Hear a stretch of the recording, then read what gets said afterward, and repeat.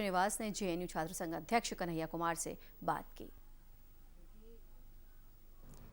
21 दिन हिरासत में रहने के बाद आखिरकार आज़ादी की मांग करने वाले कन्हैया आज़ाद हो गए हैं, लेकिन अब जो आज़ादी मिली है वो अंतरिम है। 9 तारीख के पहले यानी कि 9 फरवरी के पहले कन्हैया पूरी तरह से आज़ाद थे, लेकिन अब ये आज़ादी अंतरिम है।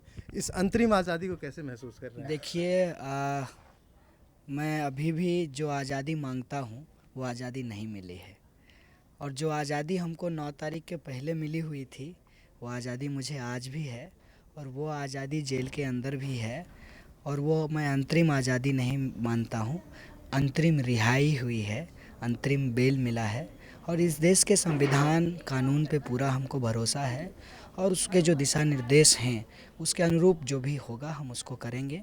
और प्रधानमंत्री जी ने कहा है सत्यमेव जयते, वो प्रधानमंत्री जी ने नहीं कहा है, वो हमारा संविधान कहता है, तो सत्य की जय होगी। इंतज़ार कर रहे हैं। कन्हैया, अगर 9 फरवरी के पहले देखा जाए तो आप जेएनयू कैंपस में छात्र नेता थे, लेकिन अगर आज की बात की जाए तो पूरे राष्ट्रीय परिदृश्य में अगर पिछले कुछ घंटों की बात की जाए तो चारों तरफ कन्हैया की गूंज है। क्या जेएनयू का छात्र नेता कन्हैया अब राष्ट्रीय परिदृश्य में एक बड़े नेता के रूप में कदम बढ़ाने वाला है? देखिए, ये आपका मीडिया के साथियों के माध्यम से ही मुझे पता चल पा रहा है। पहली बात तो यह है कि इसमें मेरी कोई भूमिका नहीं है।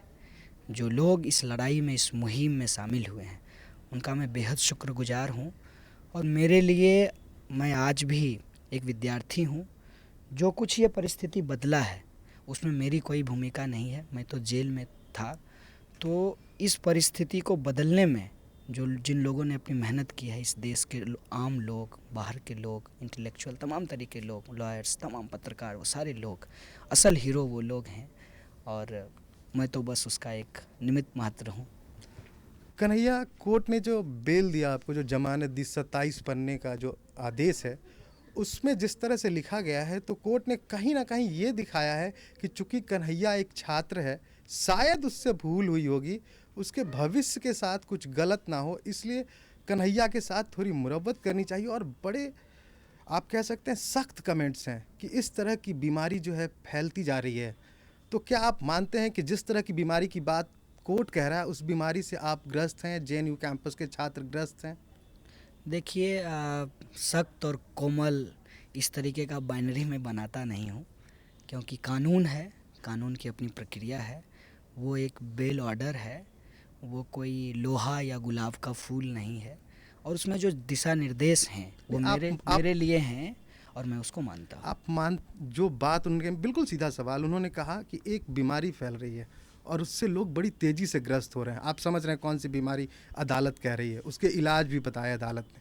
आप मानते हैं बिल्कुल हाँ या ना में कि क्या इस तरह की बीमारी जेएनयू के छात्रों में भी फैल रही है? देखिए, न्यायालय सर्वोपरि है, और न्यायालय ने कुछ कहा है, माननीय न्यायाधीश ने कुछ कहा है। जब आप कहते हैं कि हमको न्यायालय पे भरोसा है, तो हमको नहीं लगता है कि इस पे कोई टीका टिप्पणी करनी चाहिए।